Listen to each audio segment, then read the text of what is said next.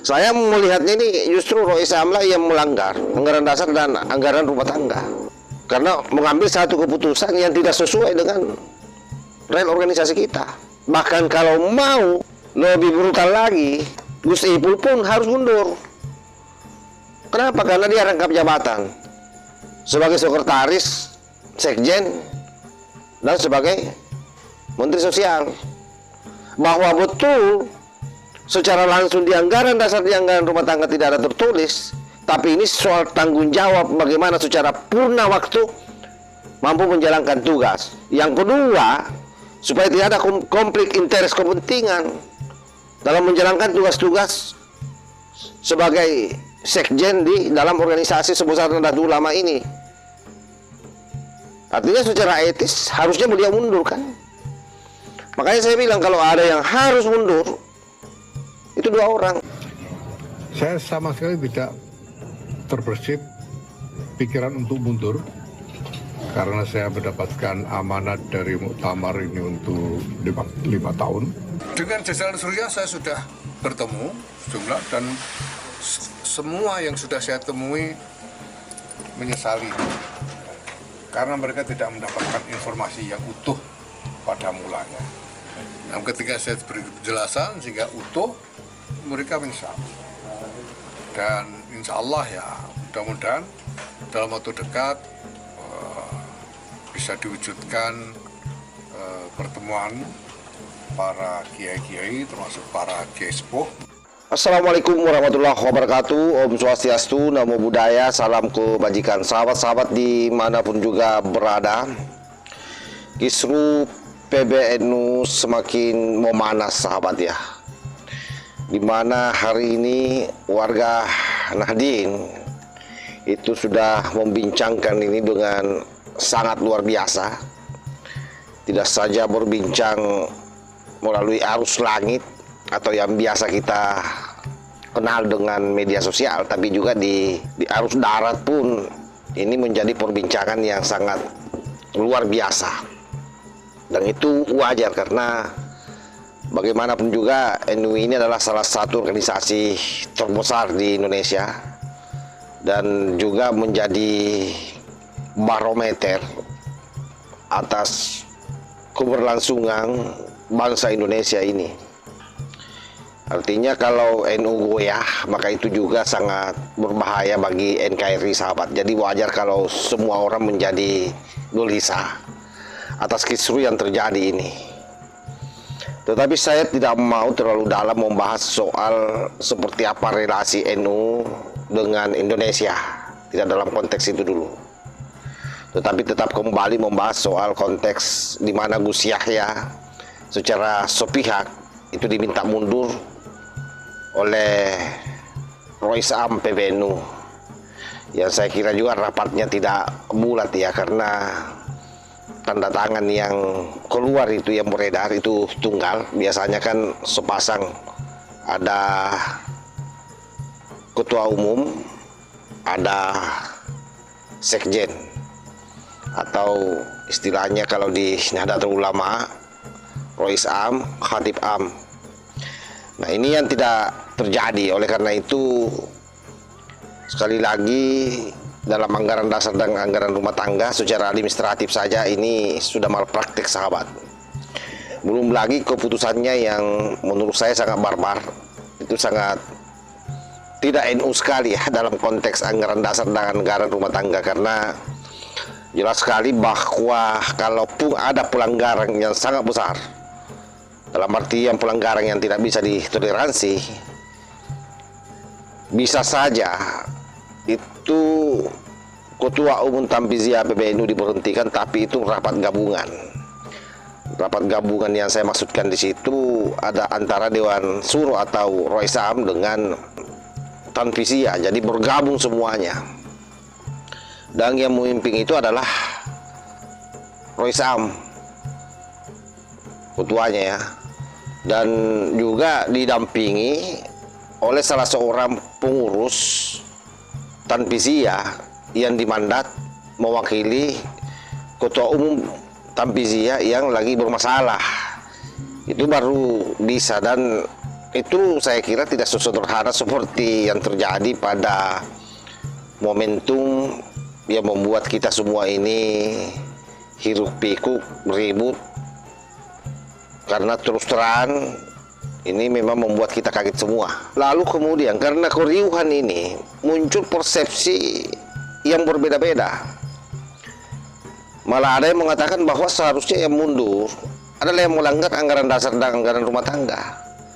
Dan dalam konteks yang kita bicarakan hari ini, jelas bahwa yang melanggar anggaran dasar dan anggaran rumah tangga itu justru Rois Am sebenarnya, karena melakukan pemecatan, sementara itu bukan kewenangan Rois Am. Makanya kemudian secara cerdas warga Nahdien itu bertanya, sebenarnya siapa yang melanggar anggaran dasar dan anggaran rumah tangga NU ini? Karena setelah ditelusuri, justru saya sendiri menemukan sesuatu yang jauh lebih busuk, jauh lebih fatal, jauh lebih berbahaya dari sekedar isu pemecatan ini. Ketika secara sepihak Ketua Umum Tanfiziyah PBNU dipaksa mundur, dan kalau tidak dipecat dan dibubuhi tanda tangan manual, itu pun hanya Rois Am yang tanda tangan. Artinya dari sisi model persuratan saja di standar organisasi sekaliber Nahdlatul Ulama, saya kira tidak seperti itu. Dan yang rapat juga ini kan bukan gabungan. Jangankan gabungan dengan Tanfiziyah, di level Rois Am saja jajaran Surya itu tidak utuh. Faktanya di surat itu kan kelihatan hanya satu yang tanda tangan. Coba kalau semua tanda tangan, berarti memang secara utuh keputusan rapat Rois Am bulat dengan ketetapan itu pun masih tidak benar.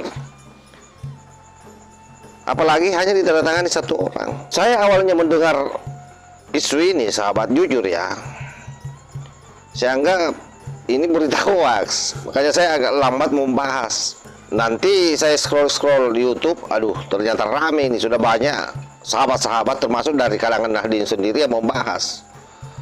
Bahkan ada yang mengkait-kaitkan dari kalangan Nahdien bahwa Gus Yahya itu dipecat karena tidak manut soal Klam Balawi, karena Kiai Miftahul Akhyar berharap ada ketegasan dari Ketua Umum PBNU terkait soal nasab Balawi.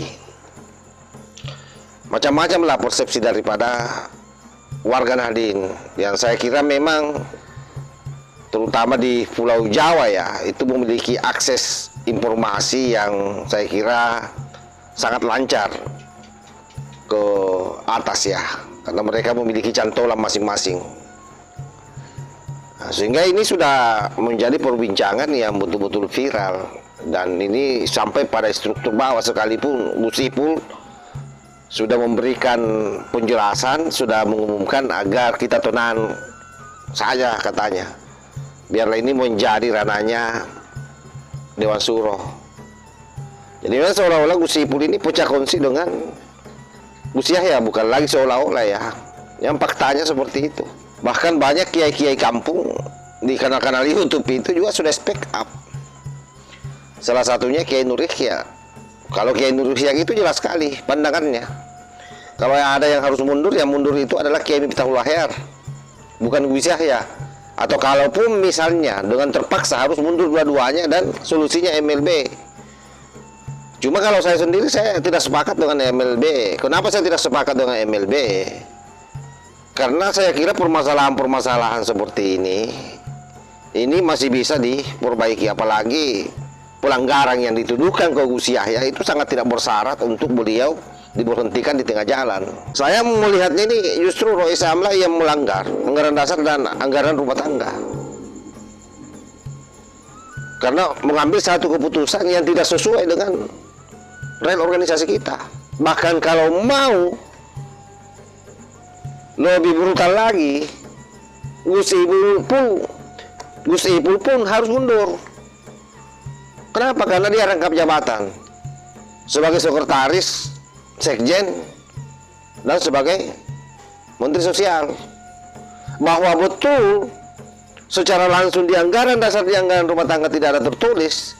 Tapi ini soal tanggung jawab bagaimana secara purna waktu mampu menjalankan tugas. Yang kedua, supaya tidak ada konflik interest kepentingan dalam menjalankan tugas-tugas sebagai sekjen di dalam organisasi sebesar Nahdlatul Ulama ini.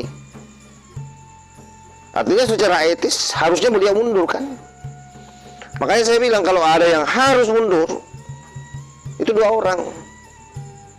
Kalau harus ada, tetapi saya sebagai kader Nahdlatul Ulama yang tinggal di pelosok kampung berharap itu tidak terjadi. Berharap masih bisa dijembatani ini. Karena Gus Yahya pun sudah ketemu dengan pengurus Surya yang lain. Dan itu tidak ada masalah. Sudah selesai. Kecuali memang dengan Kiai Miftahul Ahyar belum ketemu.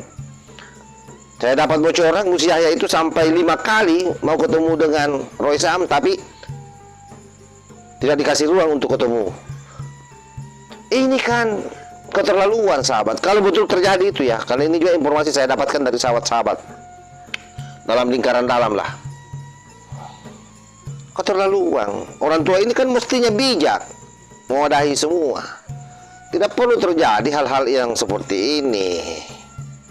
Kelihatan bahwa ambisi duniawi masih jauh lebih dominan. Makanya yang pantas dan layak menjadi Rais Am adalah memang orang-orang yang sesungguhnya sudah tidak cinta lagi terhadap dunia. Karena kalau kita memberi down tugas-tugas beliau sebagai Rais Am, itu penyejuk sesungguhnya. Lebih pada pengawasan dalam tanda petik. Mengawasi roda organisasi ini berjalan dengan baik sesuai dengan aturan yang ada. Dan sampai hari ini Gus Yahya tidak pernah melanggar aturan. Oleh karena itu, glorifikasi yang terjadi hari ini bahwa Gus Yahya adalah Sionis dan seterusnya, soal keuangan apa dan seterusnya, itu kan sudah diklarifikasi semua oleh Gus Yahya. Kalau soal keuangan itu belum tentu juga, karena yang saya dengar informasi itu memang hari ini PBNU lagi menertibkan bagaimana kalau ada uang yang masuk itu satu pintu itu langsung masuk ke rekening induk. Tidak ada lagi istilah uang dititip-titip di si A, si B, si C. Ya mungkin ini yang membuat mereka semua oleng ini menjadi pengurus. Tapi apa yang saya sampaikan ini bisa di cross check ke jejaring-jejaring yang ada di PBNU seperti apa situasinya. Oleh karena itu saya mengatakan di konten sebelumnya, kalau itu terkait soal keuangan kan bisa didorong audit terbuka atau setidaknya dipanggil yang berkaitan dengan keuangan itu, seperti apa pengelolaannya. Kalau sudah seperti ini, sudah terblow up semua ke publik. Dan ketika sudah terblow up seperti ini, itu sudah bukan milik kita lagi informasi ini. Ini menjadi informasi publik dan siapapun bisa bicara. Karena itu sebagai kader NU, kita harus melihat persoalan ini dengan bijak. Sejujurnya saya sangat menyayangkan hal ini terjadi. Sangat sedih saya. Sekaligus saya sangat emosi. Kenapa? Karena tidak seharusnya ini terjadi. Tidak seharusnya Kiai Miftahul Ahyar melakukan ini. Luar biasa sahabat. Sekalipun juga secara pribadi ya, dari awal Kiai Miftahul Ahyar menjadi Roy Sam itu saya tidak sepakat. Belum ada pembahasan soal Baklawi. Saya hanya pernah melihat beritanya bagaimana dia mengakui FPI sebagai organisasi yang sama dengan NU. Pada sisi nahi mungkarnya, itu yang membuat saya, kok orang tua ini mengeluarkan pernyataan seperti itu. Dan saat itu baru saja yang namanya Rizik Syihab itu menghina Gus Dur. Ini harus betul-betul kita melihat persoalan ini dan berdoa. Mudah-mudahan masih ada ruang kedua orang tua kita ini bisa ketemu dan duduk sama-sama. Supaya apa? Supaya tidak ada kekisruhan. Karena ini sangat berefek terhadap bangsa kita. 60% warga Indonesia ini adalah warga Nahdien. bahaya, bahaya sekali, bahaya sekali. Kalau PBNU hancur-hancuran, sahabat-sahabat kita juga yang minoritas itu kasihan, tidak ada tempat bagi mereka untuk berlindung. Jadi kalau kita saja kemudian kacau balau, bagaimana dengan mereka? Tidak bisa lagi kita menjadi benteng bagi mereka. Yang kadang-kadang mereka untuk membangun rumah ibadah saja sangat susah karena digempur habis-habisan oleh Islam garis keras. Mana ada orang-orang NU yang pernah menghalangi orang membangun rumah ibadah? Kan tidak ada itu. Nah, kesadaran inilah yang saya meminta kepada sahabat-sahabat semua untuk mendingingkan otak supaya tidak main pukul rata. Saya seandainya memungkinkan yang harus mundur itu yang seandainya bisa ya, tapi ini pun sudah sangat kurang ajar sebenarnya saya ini bicara begini. Rois dengan Gus Ipul itu yang harus mundur, bukan Gus Yahya. Karena saya sedikit banyak tahu seperti apa situasi yang ada, sahabat. Saya kira demikian ya. Wassalamualaikum warahmatullahi wabarakatuh.